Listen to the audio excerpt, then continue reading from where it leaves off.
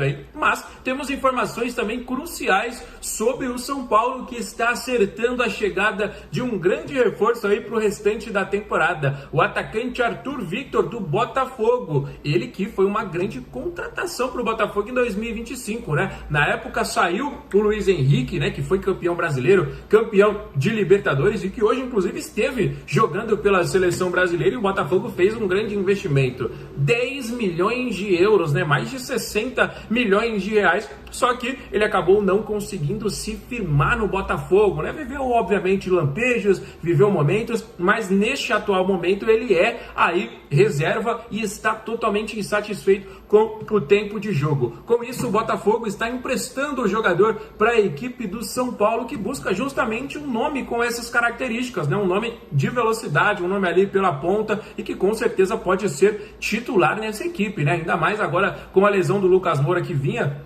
sendo ali o titular, o Arthur, eu enxergo ele como um jogador importante para nossa equipe. Ele que já vestiu muito bem também as cores do Palmeiras, mas para mim a melhor fase de sua carreira foi jogando pelo Red Bull Bragantino. Grande jogador, né, que sempre atuou muito bem, foi vendido para o exterior, para a equipe do Zenit, voltou ao futebol brasileiro. É um jogador ali que tem uma perna esquerda muito boa, um chute de fora da área, inclusive já castigou o São Paulo em algumas ocasiões, em algumas finalizações muito interessantes, né, que o jogador tem essa qualidade, o jogador tem esse potencial aí e chega agora para vestir a camisa do São Paulo. Últimos detalhes sendo ajustado, né, a negociação deve ser concretizada nestas próximas horas e, como eu disse para vocês, o jogador se aproxima de um caminho para o São Paulo por empréstimo, né, até porque se a gente fosse contratar, né, vale destacar que o Botafogo pagou mais de 60 milhões de reais, São Paulo não tem esse dinheiro, né, rapaziada? Então, São Paulo precisa aí de um negócio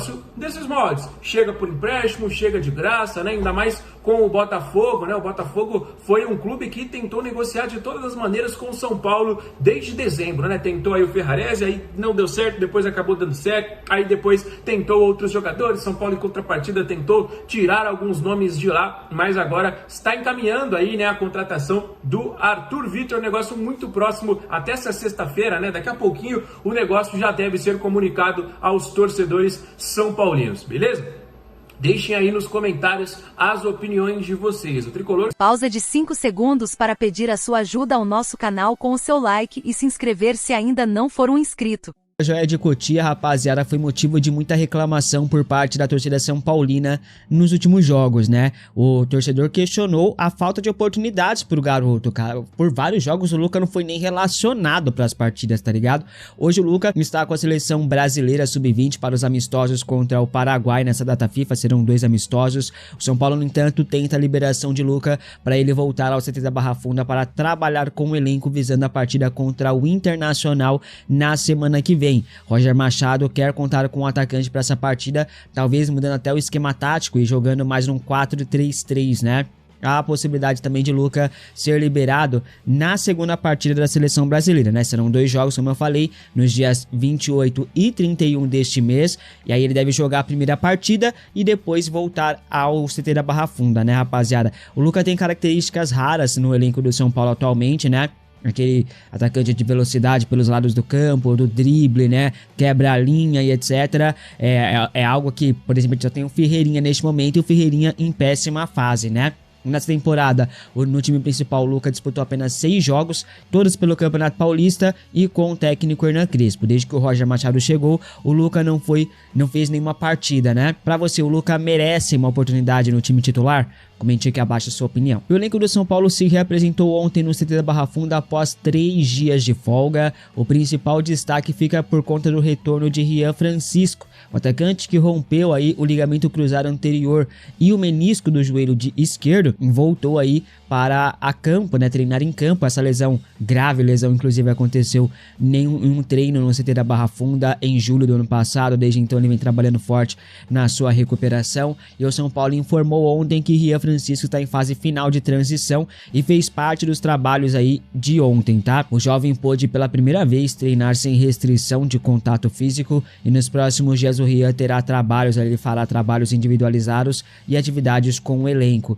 Nessa fase ali ele já terminará um processo de readaptação do gramado, tá? Bom, além de Ria Francisco, o Lucas Moura também fez parte da reapresentação aí do elenco ontem no CT da Barra Funda, mas sobre ele eu vou falar mais já, porque tem clubes da Major League Soccer de olho na contratação de Lucas Moura, isso mesmo. E a nefasta que a gente teve foi você, então eu parabenizo aqui, eu bato palmas pra você, torcedor comum. Você, torcedor comum, tá de parabéns. O resto... O São Paulo chegou a um acordo aí com Júlio Batista para ser o novo treinador do Sub-20 do São Paulo. O negócio está totalmente apalavrado, só falta assinar o contrato aí, né? As partes já alinharam os termos nas últimas horas e em breve vão formalizar este acordo, né? Desde o primeiro momento da saída do Alan Barcelos, o Batista já era a primeira opção, né?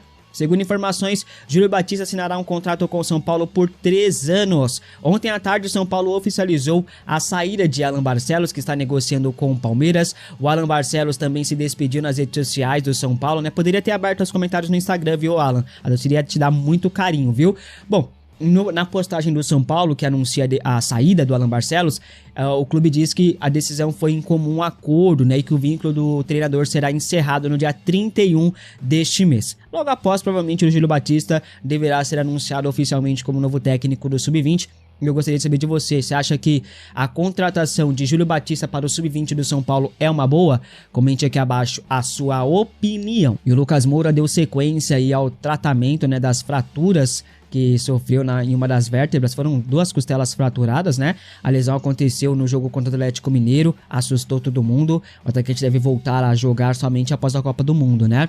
A renovação de contrato de Lucas Moura no São Paulo é uma incógnita ainda. As conversas só irão ser retomadas após a Copa do Mundo. Enquanto isso, o Lucas desperta o interesse do mercado. Clubes da Arábia Saudita e da Major League Soccer dos Estados Unidos estão de olho no jogador. O Al Ahly demonstrou interesse na contratação de Lucas. Ainda não tem proposta na mesa, mas já houve uma sondagem ali, tá? O Lucas receberia um aumento salarial, um contrato de 2 temporadas, segundo o influenciador barbudo tricolor. A MLS também é um possível destino para Lucas Moura e o mais provável. Michele, além de Oscar, outra grande estrela do elenco tricolor pode deixar o clube, mas não agora. O Lucas vem se recuperando de fraturas na costela. Na temporada passada ficou boa parte do ano se recuperando de problemas no joelho. E a avaliação interna no São Paulo é de que o custo do Lucas é muito alto pelo que vem produzindo. Então o Lucas tem contrato até o fim da atual temporada. O staff quer aguardar a Copa do Mundo para depois avaliar possibilidades. Mas hoje a MLS, o futebol norte-americano, surge aí como o principal rival do São Paulo para ter Lucas aí a partir de 2027. Mas por enquanto o São Paulo também não vem fazendo um grande esforço para a renovação do seu ídolo, justamente pelo pouco retorno que ele vem dando à equipe dentro de campo. E o clube, a gente sabe que passa por uma grave crise financeira e não pode fazer esse alto investimento se o Lucas não estiver frequentemente em campo. Antes dele voltar para o São Paulo em 2023, ele tinha a proposta da Major League Soccer, né, rapaziada, mas acabou recusando. Quando ele estava em vias de renovar no final de 2023, também teve ofertas da Major League Soccer que também foram recusadas. Dessa vez, Lucas cogita fortemente jogar nos Estados Unidos, assim não renovando seu contrato com o São Paulo. A questão física é o principal fator para que Lucas repense a continuidade no clube do Morumbi. Até o momento não há uma proposta oficial por Lucas Moura na mesa, mas no meio do ano propostas devem começar a chegar para o jogador, que já poderá assinar um pré-contrato de graça com qualquer clube. Você renovaria o contrato de Lucas Moura ou é a favor da saída do jogador? Comente aqui abaixo a sua opinião. O clube do Morumbi entende que o custo-benefício de Lucas Moura no São Paulo é ruim. O jogador custa muito pelo pouco que está entregando em campo e agora com lesões assombrando ele. Então é muito complicada essa situação e hoje a MLS é o principal provável destino de Lucas Moura para 2027, mais inclusive do que a Arábia Saudita. Chicago Fire e Toronto FC fizeram sondagens por Lucas nos últimos dias. São Paulo não tem pressa para negociar a renovação do contrato do jogador, inclusive não é nem certo que o Lucas terá o seu contrato renovado. As partes estão pensando muito bem em relação a isso antes de tomar qualquer decisão. Bom, já ficou claro que o São Paulo precisa urgentemente aí de um atacante de velocidade pelos lados do campo, tanto que o Roger Machado tá tendo que recorrer ao Luca, que tá com a seleção brasileira, né? O São Paulo está no mercado em busca de novos reforços, só deve avançar aí por uma contratação na próxima janela de transferências, claro, né? O nome de Kevin Vargas foi mapeado pelo scout do clube nas últimas semanas. Isso aconteceu inclusive na última janela janela de transferências por indicação do antigo técnico Hernan Crespo. Atualmente, o Vargas atua no Charlotte FC da Major League Soccer dos Estados Unidos. Na ocasião, os valores para tirá-lo de lá acabaram assustando o São Paulo, né? Porque o São Paulo tá sem grana. Bom, os norte-americanos pedem pelo menos 4 milhões de dólares, 21 milhões e 200 mil reais, para negociar o atacante. O colombiano de apenas 24 anos tem contrato por lá até o final do ano que vem. Ele é ponta direita, pode também atuar pelo lado esquerdo e até mesmo como centroavante com os seus 1,80 m de altura. O São Paulo não fez nenhuma proposta oficial pelo atacante, ok? Houve apenas uma consulta, né, um monitoramento até aqui. Essa informação foi trazida pelo jornalista João Pedro Cunha. O São Paulo não deve dificultar a saída do Ferreirinha no meio do ano. E aí, poderia contratar um novo atacante de velocidade, né? Em tese, o Kevin Vargas já teria uma aprovação no São Paulo, até porque foi mapeado, foi indicado, mas agora vai ter que repensar tudo isso, porque agora é um novo treinador, não sabemos se ele vai querer continuar monitorando a situação do Vargas. Você tentaria contratar o Vargas no meio do ano, visando ali uma saída do Ferreirinha, uma possível venda do Luca também? Comente aqui abaixo a sua... Depois vocês me ajudam aí, galera da produção, porque o Superchat sumiu pra mim. Vamos seguindo enquanto isso. Temos uma enquete no ar. O que o Roger Machado tem que fazer contra o Inter? Nossa, estou curiosíssimo pra saber qual que é a resposta de Arnaldo Ribeiro. Será que ele vai falar que é pra voltar com os 3 zagueiros? E aí, Arnaldo? 3 zagueiros? Martelada nos 3 zagueiros? Varinha de condão do Renan nos 3 zagueiros? Como é que... Ele tem que pelo menos considerar a possibilidade, né? E não ser refratário como ele foi de início, né?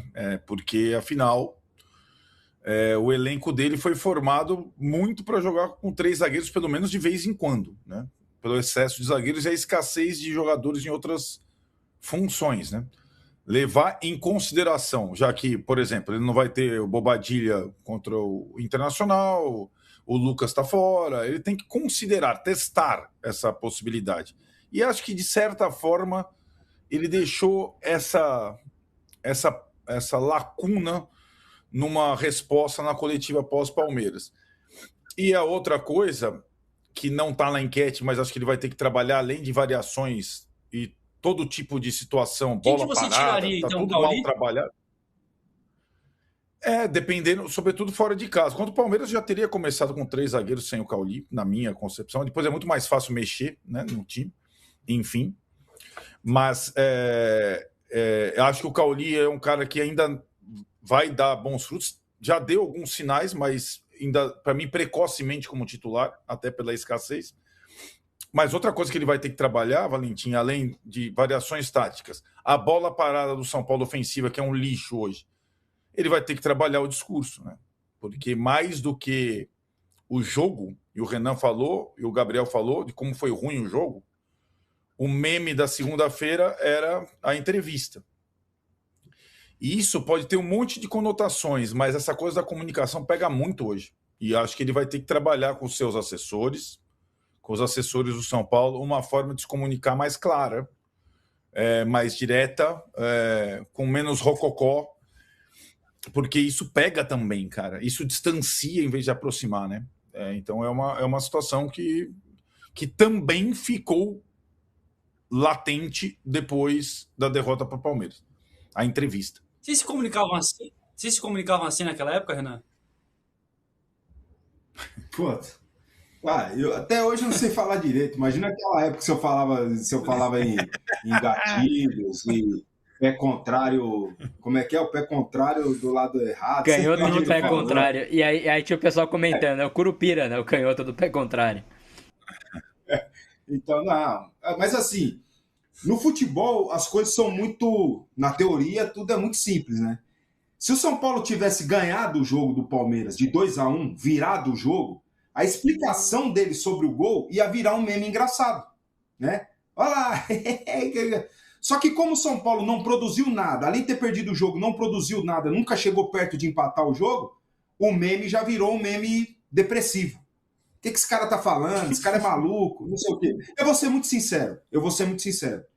Você ouvindo o que ele tá falando, né? E assim, aí é uma obrigação minha. Eu trabalhei com mais de 30 treinadores. Até termos em inglês alguns utilizavam, para vocês terem ideia da loucura. Até termos em inglês, não era gatilho, não, era em termos em inglês alguns usavam. Então, eu tenho obrigação. O Autuori gostava de um. Só que o Autuori, assim, até injustiça comparar o Autuori, pô. Cara, ele era muito claro, as explicações do Autuori era assim, era cristalino para o entendimento de qualquer um. Era autoral, né? Não, era espetacular o Paulo Autuori, né? Ele poderia falar nas entrevistas do jeito que ele falava, mas com a gente ele sempre foi muito claro. Mas, enfim, eu tenho a obrigação de ver o lance e entender o que ele está falando. Eu entendi o que ele quis dizer perfeitamente no lance. Só que ele não está falando simplesmente para mim, para você, Valentim, para o Arnaldo e para o Gabriel. Ele está falando para 25 milhões de pessoas, velho. Que os caras não são obrigados. Nós somos obrigados, porque nós estamos aqui falando para eles também. Mas eles não são obrigados. Então ele tem que ter um vocabulário mais simples para as pessoas entenderem, né? O pé contrário, os jogadores, e o mais importante de tudo, é que a comunicação com os jogadores chega de uma forma que os caras entendam, né? Eu não entender, o torcedor de São Paulo não entender é uma coisa, né? Agora, os jogadores estão entendendo o que ele está passando. Eu já trabalhei com um treinador que tinha muita clareza e inteligência na leitura tática, mas não conseguia passar para a gente. Não conseguia transportar isso para o campo, né? A gente espera que o Roger, mais do que as palavras, entre aspas, bonitas, os termos diferentes, ele esteja conseguindo passar isso para os jogadores, que é o mais importante. Resultado. Ele tem que estar focado no resultado agora, porque daí essas palavras bonitas vai virar meme engraçado. Olha lá, meu treinador é inteligente pra caramba. Ó. Você viu? Viramos o jogo contra o Palmeiras, olha lá. É a explicação dele. Esse cara é um monstro. Agora, perdeu o jogo do jeito que foi, não sabe merda nenhuma, é um burro, só fala desse jeito aí, quer enganar a gente. É isso. Infelizmente, futebol é isso aí. Gabriel Sá, a comunicação com a torcida é importante, ainda mais quando o time tá perdendo, né? No fim, acho que não tem como fugir um pouco disso, né? Tudo bem que ele mostra que ele entende o jogo, mas em momentos difíceis as coisas pequenas são sempre aumentadas, né? Então, eu sou suspeito pra falar do tal do Tati Case porque eu odeio o tal do Tati Case. Pra mim é a coisa mais, mais assim, cara, desastrosa que já foi inventada, né? Você colocar o futebol, que é um jogo de termos complexos, mas de fácil entendimento, em termos que o torcedor comum, cheio de BO na vida dele pra resolver, precisa ficar decifrando códigos, né, na entrevista. Acho que você usar muito termo acadêmico é ruim. Dito isso, é o que o Renan falou, se tivesse vencido o jogo, como foi contra a Chape também. Contra a Chapecoense, quando o São Paulo venceu, ele fez uma coletiva usando alguns termos também. E ninguém falou. É que no clássico, quando o jogo em que você cruza 40 bolas na área, não dá um chute que suje o uniforme assim, do Carlos Miguel, tem 4 atacantes ao mesmo tempo, atacantes de área em campo, uma explicação tática dessa vira meme, né? Assim, viraliza, né? E eu vi até alguns comentários, pô, não foi nada demais, não assim, não é nada absurdo que ele falou, concordo. Acho que você consegue entender ouvindo pausadamente. Mas você tem que entender que você está falando com um público que, de modo geral, não sabe o que é a regra do gatilho da bola rodada para trás, né? Então, acho que é importante que seja simplificada a comunicação. E com tudo isso que a gente falou, eu acho que nosso debate esportivo ele tem que evoluir sempre, a gente tem que falar mais de campo-bola, mas acho que assim, a distância para esse debate do esporte para com o seu torcedor.